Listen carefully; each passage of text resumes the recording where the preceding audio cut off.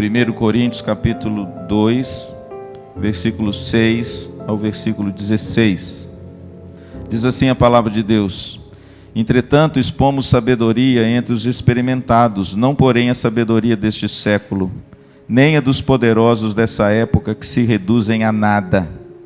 Mas falamos a sabedoria de Deus em mistério, outrora oculta, a qual Deus preordenou desde a eternidade para a nossa glória.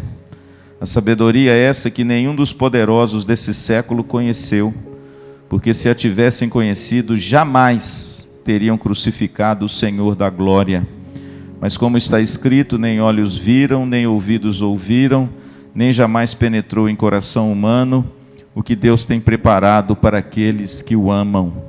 Mas Deus nulo revelou pelo Espírito, porque o Espírito a todas as coisas perscruta, até mesmo as profundezas de Deus. Porque qual dos homens sabe as coisas do homem, senão o seu próprio Espírito que nele está? Assim também as coisas de Deus, ninguém as conhece, senão o Espírito de Deus. Ora, nós não temos recebido o Espírito do mundo, e sim o Espírito que vem de Deus, para que conheçamos o que por Deus nos foi dado gratuitamente. Disto também falamos, não em palavras ensinadas pela sabedoria humana, mas ensinadas pelo Espírito, conferindo coisas espirituais com espirituais. Ora, o homem natural, ele não aceita as coisas do Espírito de Deus, porque eles são loucura, e não pode entendê-las, porque elas se discernem espiritualmente.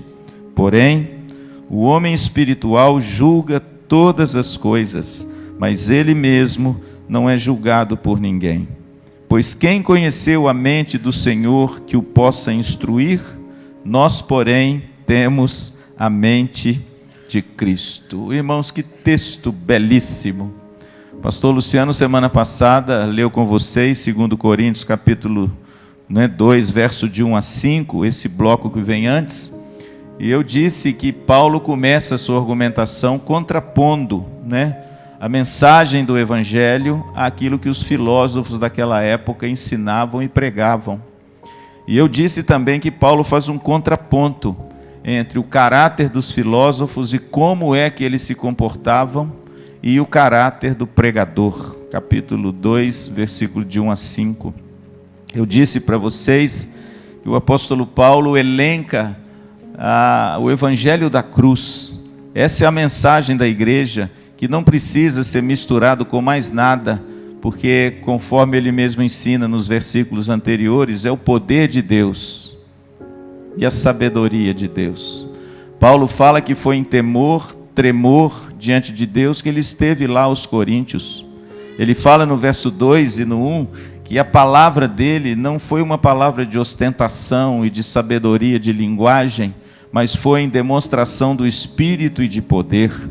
E aí você vê o contraponto que ele faz entre os filósofos da cidade de Corinto e a pregação do Evangelho e o caráter do pregador do Evangelho, como é diferente.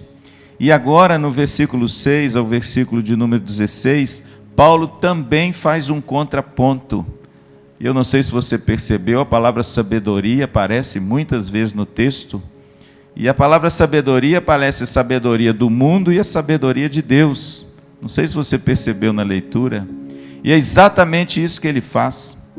No versículo 1 a 6, ele faz um contraponto entre os pregadores e os filósofos, aquilo que os filósofos ensinam e aquilo que os pregadores ensinam.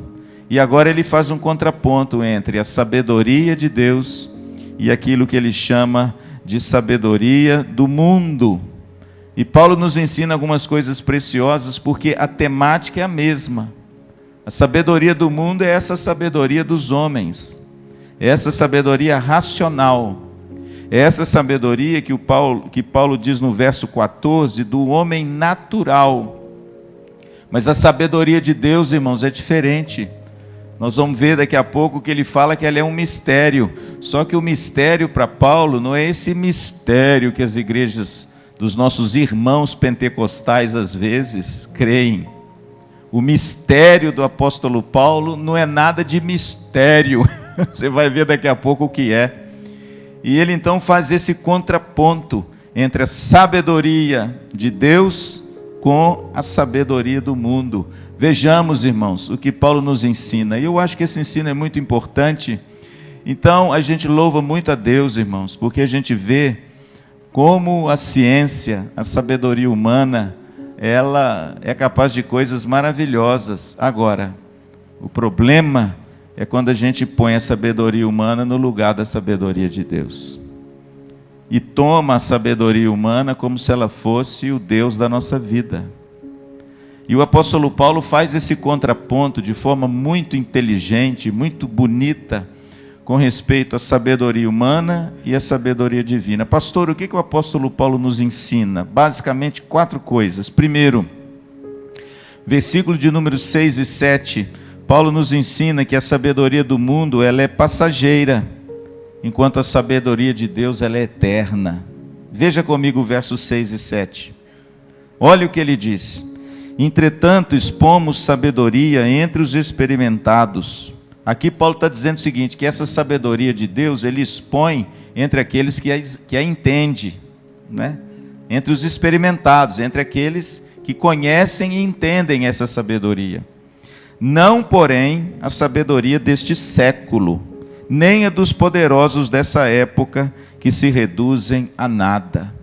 Veja que o apóstolo Paulo está dizendo o seguinte, essa sabedoria dos poderosos, a sabedoria do mundo, a sabedoria deste século, ela é uma sabedoria passageira, ela é uma sabedoria efêmera, ela é uma sabedoria que não tem nenhuma ação na eternidade da vida do homem, por isso que ela é tão passageira, ela só serve para aqui. E aí olha o verso 7, o contraponto que ele diz, verso 7, mas falamos a sabedoria de Deus em mistério, outrora oculta, a qual Deus preordenou desde a eternidade para a nossa glória. Veja, querido, que o contraponto de Paulo aqui é essa. Enquanto a sabedoria do mundo é passageira, por quê, pastor? Porque ela só dura aqui. A sabedoria de Deus é aquela que ela foi posta desde a eternidade, se concretizou no Evangelho de Cristo e vai durar por toda a eternidade na vida daquele que se apropria dela. E aqui está, irmãos, o que é o mistério para o apóstolo Paulo, né? O mistério para o apóstolo Paulo não são aquelas coisas ocultas que Deus revela às vezes, aquelas pessoas que têm revelações aqui, nada disso, irmãos. Sabe o que é o mistério para Paulo? Era o plano antes secreto e oculto de revelar a salvação no seu Filho Jesus, desde a eternidade, e que no tempo oportuno Cristo veio ao mundo, e as boas novas do Evangelho nos foi revelado, e a sua obra redentora. Esse é o mistério. Então o mistério, irmãos, para Paulo, é o Evangelho, é o poder do Evangelho, de redimir, de salvar, de perdoar o pecador, na pessoa de Cristo. Essa é a sabedoria de Deus eterna, que Deus pré-ordenou antes da fundação do mundo, e que no tempo oportuno se revelou em Jesus, e essa revelação vai durar por toda a eternidade. Amém? A segunda coisa que Paulo nos ensina desse contraponto, está no versículo 8 e 9, é que a sabedoria do mundo é cega, quanto à sabedoria de Deus. Verso 8, sabedoria essa, qual? Sabedoria de Deus, em mistério e revelada pelo Evangelho, e a cruz de Cristo e a sua redenção. Verso 8, sabedoria essa que nenhum dos poderosos desse século conheceu, porque se a tivessem conhecido, jamais teriam crucificado o Senhor da glória. Mas como está escrito, nem olhos viram, nem ouvidos ouviram, nem jamais penetrou em coração humano o que Deus tem preparado para aqueles que o amam. Veja bem, querido, que Paulo citou aqui Isaías 64. Paulo cita um texto de Isaías, quando Isaías profetizou exatamente essa vinda de Cristo ao mundo, e essa bênção sendo derramada no mundo, porque até aquela época nenhum olho viu, ninguém imaginou o que poderia acontecer. mas ela foi revelada a nós em Jesus. Mas no verso 8, ele diz que essa sabedoria nenhum dos poderosos desse século conheceu. E aqui, irmãos, está um ensino muito consistente com as Escrituras. A sabedoria do mundo, ela é cega quanto à sabedoria de Deus. São privados, são homens privados de sensibilidade espiritual para enxergar a obra da redenção na pessoa de Cristo. Certamente você deve conhecer uma pessoa muito inteligente, Certamente você deve ter no seu âmbito de amizade, ou conhece, um cientista, um homem muito inteligente, que às vezes o mundo celebra, mas veja que essas pessoas, muitas vezes elas não compreendem o Evangelho de Cristo. Elas não conseguem captar, elas não têm sensibilidade para perceber a sabedoria de Deus nas coisas, porque estão tão tomadas pela racionalidade humana, pelo cientificismo e pelo conhecimento humano, que parece que o coração delas ficou endurecido para as coisas de Deus, e elas não compreendem as coisas de Deus e não conhecem as coisas de Deus. E Paulo está dizendo exatamente isso. A sabedoria do mundo, a sabedoria deste século, ela é cega quanto à sabedoria de Deus. É por isso, talvez, que uma pessoa tão simples, às vezes até iletrada, às vezes até pessoas que aprenderam a ler na Bíblia, mas de repente se apropriam dessa sabedoria, dessa verdade, e têm uma compreensão da Bíblia que esses homens eruditos, doutos, pós-graduados nas universidades não têm. A gente tem aqui na igreja um testemunho muito bonito disso. Não é membro da igreja, mas é mãe, foi avó de um membro da nossa igreja. O nosso querido César, esposo da Miriam, sabia disso? A avó do César morreu tem pouco tempo. Ele disse para mim que a avó dele foi a mulher mais sábia que ele já conviveu nessa terra. E a avó dele era analfabeta. Aprendeu a ler na Bíblia. Mas ela era uma mulher que compreendia tão profundamente as Escrituras, que ela recebia na casa dela pessoas das mais variadas profissões e graus de intelectualidade, para ouvir da boca daquela mulher simples e humilde conselhos sobre a palavra de Deus. É isso que a Bíblia está dizendo. A Bíblia está dizendo que a sabedoria de Deus, ela é cega para os poderosos dessa época. Eles não têm sensibilidade para perceber aquilo que para nós, e vocês vão ver por que para nós é assim, que para nós, que nos foi revelado, parece algo tão claro, tão simples, tão cristalino, mas essa sabedoria permanece para eles oculta, é cega. Por isso, querido, que não adianta a pessoa que não é crente, a pessoa que não é cristã, a pessoa que não crê em Deus, não adianta você dar lição de moral bíblica para ela, porque você não consegue falar uma pedra, ela não vai se mover do lugar, ela não ouve, ela não tem condição de responder.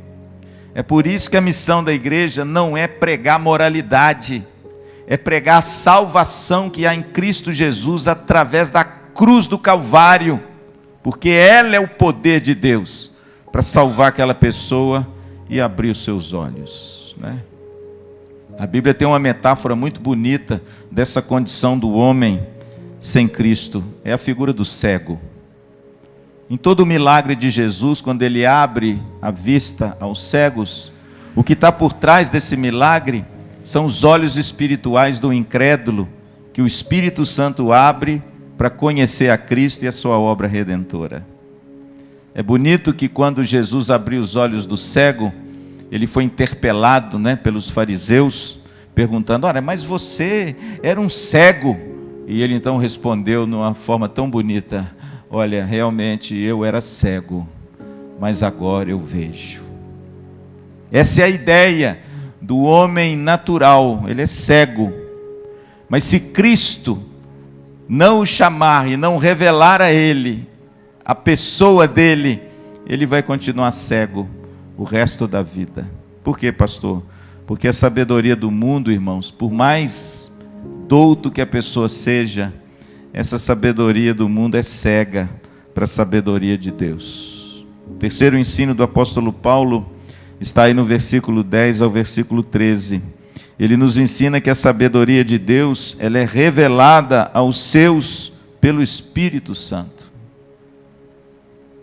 A sabedoria de Deus não é uma conquista humana. Você não conquista o Evangelho através do seu esforço. O Evangelho é revelado a você, é dom de Deus. Olha só o que Paulo escreve. Mas Deus nulo revelou pelo Espírito, porque o Espírito a todas as coisas perscruta, até mesmo as profundezas de Deus. Porque qual dos homens sabe as coisas do homem, senão o seu próprio Espírito que nele está? É claro que aqui Paulo faz uma comparação, dizendo o seguinte: olha, nós, sabemos das coisas nossas mediante o nosso Espírito que habita em nós. E ele faz uma comparação, verso 11.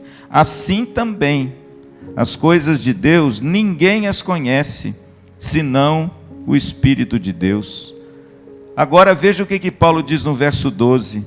Ora, nós não temos recebido o Espírito do mundo, e sim o Espírito que vem de Deus, para que conheçamos o que por Deus nos foi dado gratuitamente. Irmãos, isso é muito bonito, sabe por quê? Porque o Evangelho foi revelado a nós, e ele é revelado pelo Espírito Santo. Deus, na sua graça infinita, concedeu o seu Espírito Santo para que eu e você, os cristãos, conheçam, as verdades salvadoras do Evangelho. Conheçam o plano maravilhoso de Deus em Jesus Cristo. Um dos papéis principais do Espírito Santo não é fazer o sujeito pular, cair no chão, rodopiar, falar em língua. Absolutamente, irmãos. O papel principal do Espírito Santo é revelar as verdades do Evangelho no seu coração, para que você abra os seus olhos e responda a esse Evangelho em arrependimento e fé. A obra da conversão não é buscada pelo homem por método algum. A única coisa que você pode promover são as emoções.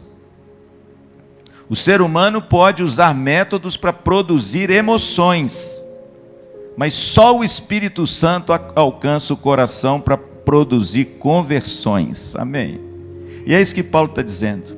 A sabedoria de Deus, ela foi revelada pelo Espírito Santo. Então, querido, olha, esse para mim é o principal, o mais glorioso motivo de você viver uma vida de adoração. Deus escolheu você. Deus revelou o Evangelho a você. Deus revelou a pessoa de Cristo e a obra de Cristo a você, sendo que em você não tinha mérito nenhum para que isso acontecesse. E o texto, irmãos, está dizendo isso de forma muito bonita. A sabedoria divina não é uma apropriação humana pela busca incessante. Não. A sabedoria divina é aquela que te encontra. A sabedoria divina é aquela que, como numa esquina, que você dobra a esquina, você dá de cara com a pessoa que você nunca esperava ver. É assim que acontece. E aí causa em você aquele espanto. Você se lembra da sua conversão? Você se lembra como você era? Claro, se você nasceu num lar evangélico, isso aí é meio difícil da gente detectar, né? É difícil detectar aquele momento onde você foi iluminado, onde o coração foi aberto, onde os olhos foram abertos e onde as suas afeições e emoções agora encontraram Cristo. É difícil. Num lar cristão isso é desde pequenininho colocado. Mas tem muitas pessoas que não nasceram em lares cristãos e que tiveram um encontro com Jesus. Você se lembra como foi? Você se lembra da alegria indizível que você sentiu? Você se lembra como a sua vida tomou uma outra coloração e como você agora via as coisas com fé, com esperança e com amor? Você se lembra como quando você lia as Escrituras e se deleitava com elas e até chorava lendo as Escrituras? Lembra disso? Deve lembrar. Porque se você não passou por isso, cuidado se você é um crente de verdade. Mas na realidade, irmãos, tudo isso é obra do Espírito Santo. Foi Cristo que alcançou você. Foi o Espírito Santo que revelou esse mistério ao seu coração. Por isso, irmãos, nós somos eternos devedores de Deus. Amém? Essa obra maravilhosa não é mérito do homem. O apóstolo Paulo já diz isso, né? É dom de Deus. Então o apóstolo Paulo fala isso de forma muito clara. Ele diz que nós não recebemos o Espírito do mundo, verso 12.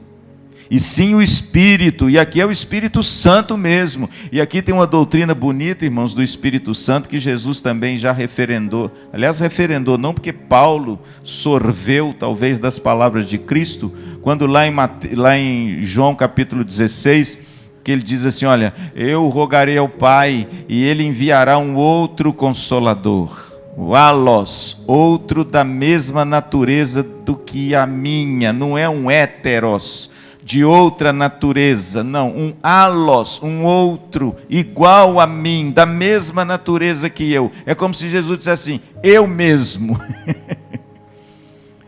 Eu rogarei ao Pai, e Ele enviará um outro Consolador, e Ele estará para sempre em vós. O mundo não o pode conhecer, e nem o recebeu, mas Ele está em vós. Isso é muito bonito, irmãos, porque o Espírito Santo está na igreja, sabia? O Espírito Santo é uma propriedade dos crentes, olha que coisa linda. O mundo, irmãos, jaz no maligno. Não, irmãos, o Espírito Santo não está no mundo, não. O Espírito Santo está na igreja, no coração dos crentes, na igreja de Cristo. E nós fomos salvos por meio do Espírito Santo, amém? Que doutrina maravilhosa, irmãos. Não depende de quem busca, não depende de quem quer, não depende de méritos humanos, de capacidades e racionalidades humanas. É uma revelação, é um sopro, é um encontro que nós temos, que nos assombra e nos encanta, e que um dia aconteceu comigo. Eu espero que um dia tenha acontecido com você. Coisa maravilhosa, irmãos. O Espírito Santo é aquele que nos leva a Cristo, que nos faz entender, é aquele que nos faz entrar no reino de Deus. Quem se lembra da conversa de Jesus com Nicodemos? Se lembra? Lá em João 3, ele era um mestre da lei, um homem douto, erudito, fazia parte do sinédrio, era um dos religiosos mais gabaritados da sua época. E de repente, irmãos, Jesus entabula um diálogo com ele, que ele não entende nada, mas não pode entender mesmo. Por quê? Porque Paulo diz que as coisas espirituais se discernem espiritualmente. O homem natural, ele não consegue compreender essas coisas. Aí quando Jesus olha para ele e diz assim, escuta aqui, Nicodemos, importa você nascer de novo. Ele não entende. O que Jesus está querendo dizer? Ele responde assim, Senhor, mas como é que eu faço? Eu já sou velho e grande, como é que eu vou entrar no barrigo da minha mãe de novo? Não entende, irmãos? Então cuidado quando você for evangelizar um incrédulo, de usar muitas palavras espirituais, porque ele não vai entender. Usa coisa mais simples, usa metáforas, usa imagens, para que ele entenda uma coisa, porque se você vier com essas palavras teológicas, ele não vai entender. Mas é interessante que Jesus não usou palavra teológica nenhuma. Ele falou assim, olha, se você não nascer de novo, você não pode entrar no reino de Deus. Se você não nascer do alto, você não pode ver o reino de Deus. Jesus está dizendo assim, meu filho, se o Espírito Santo não abrir os seus olhos, você nunca vai ver e nunca vai entender o que eu estou dizendo. E de repente, irmãos, como diz um dos meus mentores, né, que até hoje me instrui muito, o pastor Eugene Peterson, embora já esteja morto, mas os livros dele falam até hoje. Ele diz uma coisa muito bonita. Ele diz que Nicodemos entabulou uma conversa ali com Jesus como um mestre da lei. No início ele não compreendeu nada, mas parece que depois ele compreendeu o que Jesus quis dizer. E aquela conversa talvez serviu para converter o coração dele, Osmar. Por quê? Porque lá no final, quando o corpo de Jesus estava pregado na cruz, quem foi lá pegar o corpo dele foi José de Arimateia e Nicodemos. Dr. Eugene Peterson diz que ele se tornou um discípulo de Jesus, porque aquela conversa com Jesus, que no início ele não tinha entendido nada, mas depois ele entendeu. Agora, para mim, irmãos, o verso 8 dessa conversa é o must. Jesus usa a metáfora do vento. Por quê? Porque a palavra espírito é pneuma. A palavra traduzida por espírito no Novo Testamento é pneuma, e pneuma significa vento, não é? Vento. E Jesus usa exatamente esse trocadilho, essa metáfora, e no verso 8 de João 3, se eu não estiver enganado, ele diz assim: o vento sopra onde quer, você ouve a sua voz, mas você não sabe nem de onde ele vem, nem para onde ele vai. O que é que Jesus quis dizer com isso? Primeiro, o vento é a metáfora clara para o espírito. Então eu vou colocar a palavra espírito, que vai melhorar o seu entendimento. O espírito sopra onde ele quer. O que significa isso? É Deus quem escolhe quem ele quer. Não é você quem o escolhe, é ele quem escolheu você. Não é você quem o ama, é ele que te amou primeiro. A vida cristã não parte do homem natural, ela parte do espírito. Agora olha que coisa interessante, Jesus não termina aí não. Ele diz assim: o espírito sopra onde quer, ou seja, a obra do Espírito Santo é soberana. É ele quem escolhe os seus eleitos, e é ele quem sopra na vida dos seus eleitos, para que os nossos olhos sejam abertos para o mistério santo do Evangelho. Só que ele não termina a frase aí não. O que ele diz no restante da frase? Você não sabe de onde vem, nem para onde ele vai, mas você conhece os seus efeitos.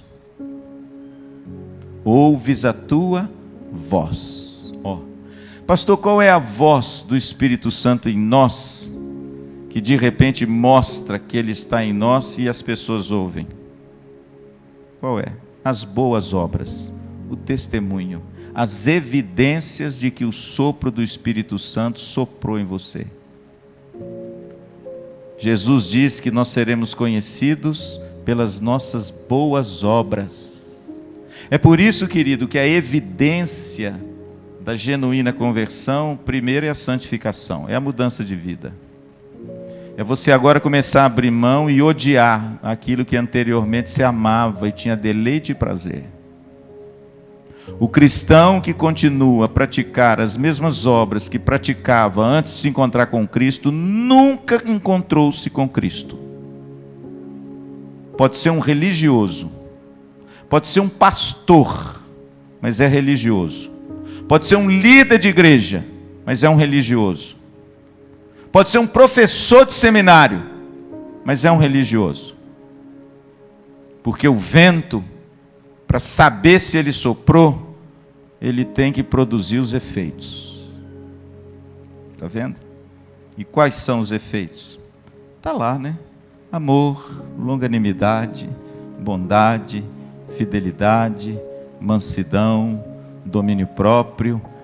Que Gálatas, que Paulo elenca como fruto do Espírito. Aí sim, aí você pode dizer: Abba, Pai. Você sabe que Cristo é o seu Pai. Você se apropriou dessa filiação maravilhosa, porque você conhece e sabe a obra que Ele realizou no seu coração. O vento traz efeitos. E traz mesmo, não traz? Você enxerga o vento? Como é que você sabe que o vento existe, seu Eliseu? Você não vê. Você não pega. Você pega o vento. Mas como é que você sabe que ele existe? Vamos lá. Como?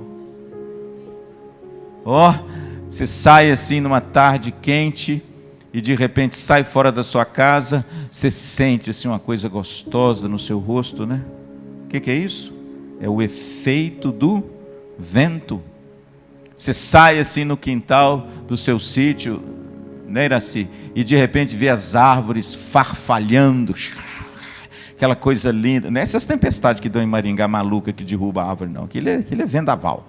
Aquele vento que massageia as árvores. Aí você diz, nossa, está um ventinho gostoso. Por que você sabe que é vento? Porque você conhece o seu efeito nas coisas. Assim é o crente. Sabe como é que eu sei que você é crente? Sabe como é que Jesus sabe se você é um crente? Pelos efeitos que o Espírito Santo fez em você. É por isso que Jesus disse de forma muito simples no início do Evangelho: pelos frutos vos conhecereis. Então não adianta, irmãos. Se você gosta de uma briga, de uma contenda, vive irado, com raiva dos outros, xingando todo mundo, não consegue se desvencilhar do pecado, quer atração e tudo em torno de você, não é capaz de servir ninguém, você me desculpe, meu querido, o vento não tocou, não soprou em você, não. Porque aquele que o Espírito alcança, esse muda de vida, amém?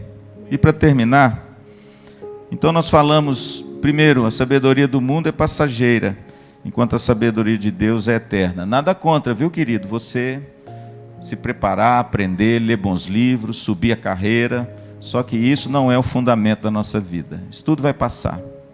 A sabedoria do Evangelho é a sabedoria que vai durar para a eternidade. Segundo, Paulo nos ensina que a sabedoria do mundo é cega quanto à sabedoria de Deus. Portanto, não fica angustiado se você falar de Cristo para alguém e essa pessoa debochar de você, não. Fica triste não, porque a Bíblia já diz que o homem natural é cego. Ele não compreende. É claro que você tem que pregar e orar por ele, mas você não tem que ficar assim, desesperado e descabelado, não, porque a Bíblia já nos mostra que isso é pela ação do Espírito Santo, não é pela força nem pela violência. Não diz isso o profeta Ezequiel? Terceiro, Paulo nos ensina que a sabedoria de Deus é revelada aos seus pelo Espírito Santo. Sabe como que chama na teologia esse papel do Espírito Santo dele trazer à luz as coisas? Chama iluminação. Se você já fez algum curso de teologia aqui no centro, ou já fez algum curso de teologia por aí, você vai ver que esse é o papel do Espírito Santo, de iluminar a pessoa, para que as verdades de Deus, a sabedoria de Deus agora, seja de compreensão dela, e não só de compreensão, de aceitação e entrega. Isso se chama iluminação, tá? E em último lugar, pastor, versículo 14 ao versículo de número 16, o que Paulo nos ensina? Que a sabedoria de Deus permanece oculta ao incrédulo, ao homem natural, que por si mesmo, é um corolário do anterior, né? Que por si mesmo não aceita e nem a compreende. Na realidade, esse argumento ele começa no verso 10, mas no verso 14 e 16 fica muito claro. Olha o que ele diz. Ora, o homem natural, quem é o homem natural? É o homem que está imerso apenas na sabedoria secular do mundo. É aquele homem que não tem contato com absolutamente nada das coisas de Deus. Ele não a percebe, ele não a entende, ele não a compreende. Ele lê, mas aquilo para ele não tem sentido nenhum, né? Ora, o homem natural não aceita. Olha só, irmãos, o que a Bíblia diz? Não aceita. Não adianta, irmãos, não é por goela abaixo. Não adianta, ele não aceita. O homem natural não aceita as coisas do Espírito de Deus, porque eles são loucura. Você já teve uma experiência dessa? Aquilo que para nós, irmãos, é o sublime, para as pessoas, irmãos, que ainda não são regeneradas, é loucura. Você fala de um Deus crucificado, é loucura. Paulo já disse isso no início do capítulo 1 de Coríntios. Era loucura para os judeus um Messias crucificado, loucura. Mas que negócio é esse? Que Deus é esse que morre numa cruz? Isso é loucura.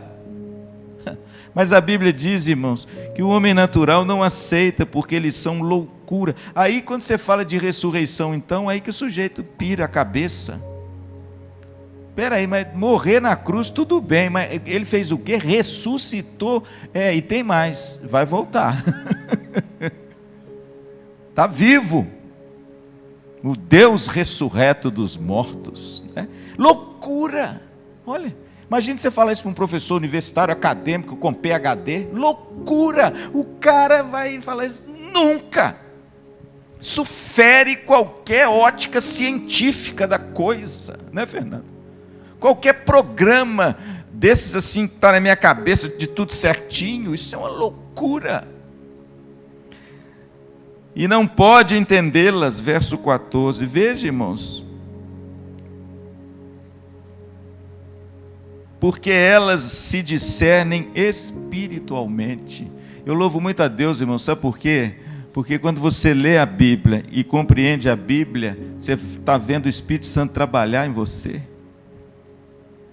Porque a Bíblia, ela foi escrita, inspirada pelo Espírito Santo, e você que tem o Espírito Santo, lendo a Bíblia que foi inspirada pelo Espírito Santo, as coisas espirituais se discernem em você pela ação de quem? Do Espírito Santo. Olha que coisa linda.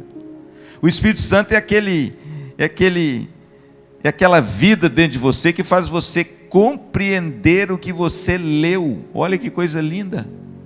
E não só compreender o que leu, mas se entregou a ela e crê nela. Olha que milagre, irmãos. E de repente saber que aquilo ali é a verdade de Deus.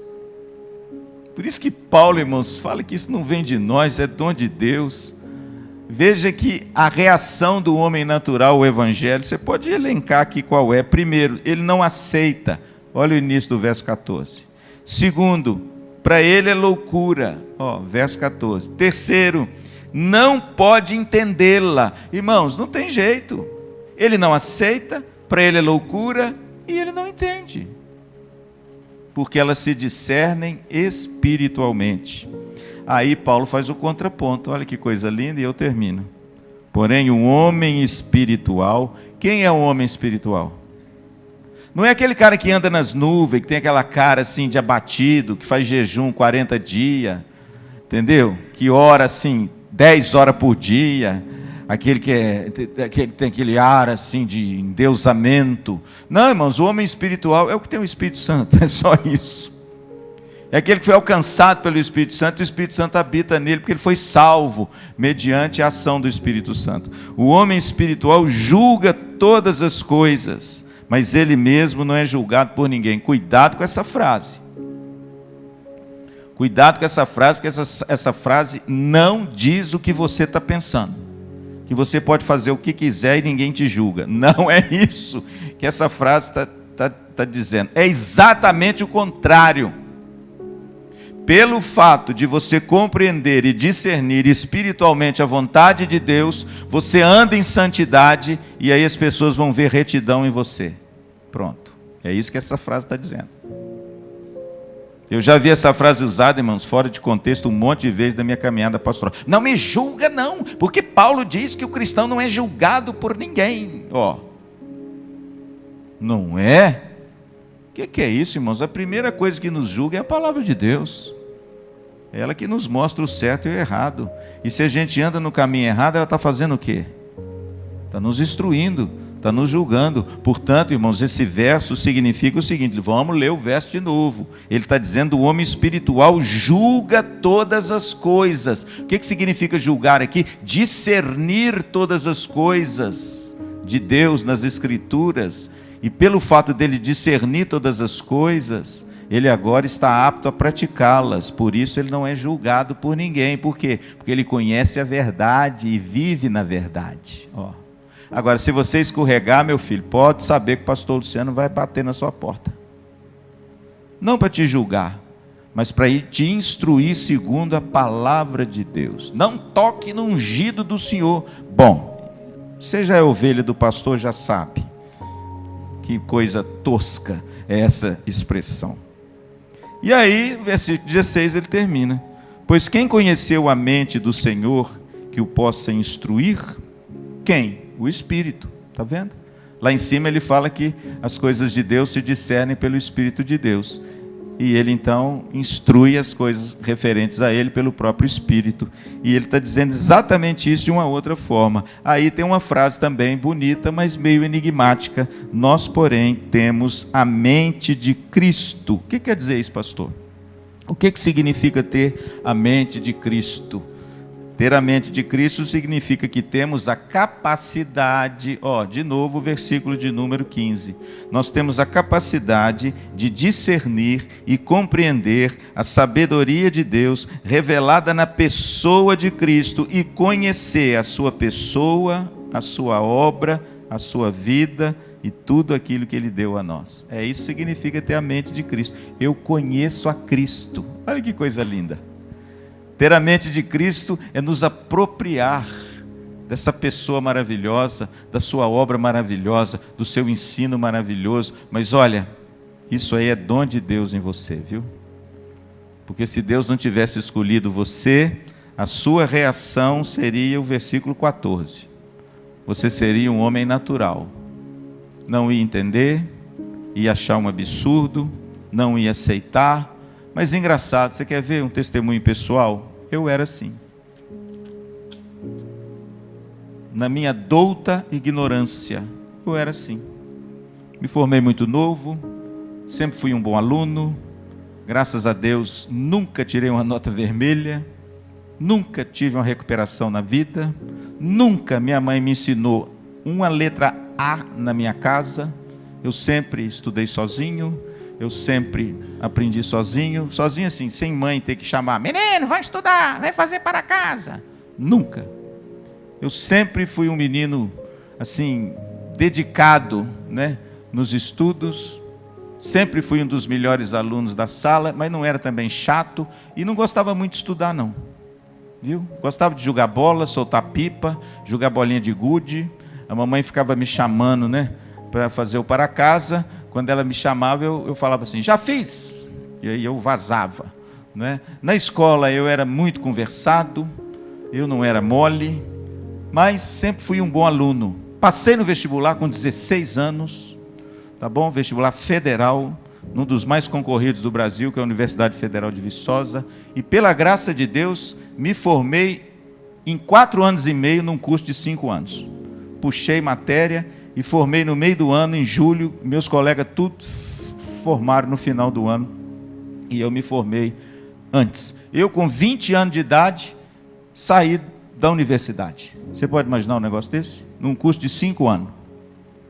Então, eu era aquele cara que achava que esse negócio de Bíblia, de Cristo, de ressurreição, de morreu na cruz, isso é uma bobagem. Isso é uma loucura. Isso é uma coisa de gente doido, que deixa cabelo grande crescer e não rapa a perna. Isso é coisa de amalucado, porque a ideia que eu tinha era aquelas igrejas do interior lá de Ubá, que eu via as irmãzinhas com aquela saia lá embaixo, com aquele cabelo, nada contra, para mim, você pode deixar o seu cabelo crescer aonde for, mas aquilo tudo me dava uma coisa angustiosa, e eu então desdenhava, não gostava, debochava, não aceitava. Por quê? Porque hoje eu entendo, Osmar, eu era um homem natural. Natural. Pronto. Até o dia que Cristo me encontrou. E quando Cristo me encontrou, eu me encontrei.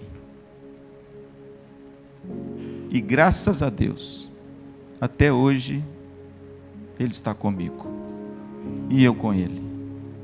E eu sei que nunca mais eu vou deixá-lo. E nem Ele a mim. Porque Ele diz na palavra dEle, a obra que Ele começa, Ele terminará. Amém? Então, querido, glorie-se nessa bênção que você tem. Não seja um cristão frio, insensível, coração duro, alheio à vida de Deus. Chegai-vos a Deus, e Ele se chegará a vós outros. Lamentai-vos e chorai-vos, porque aí sim, aí o fogo do Espírito Santo vai esquentar o seu coração. Amém?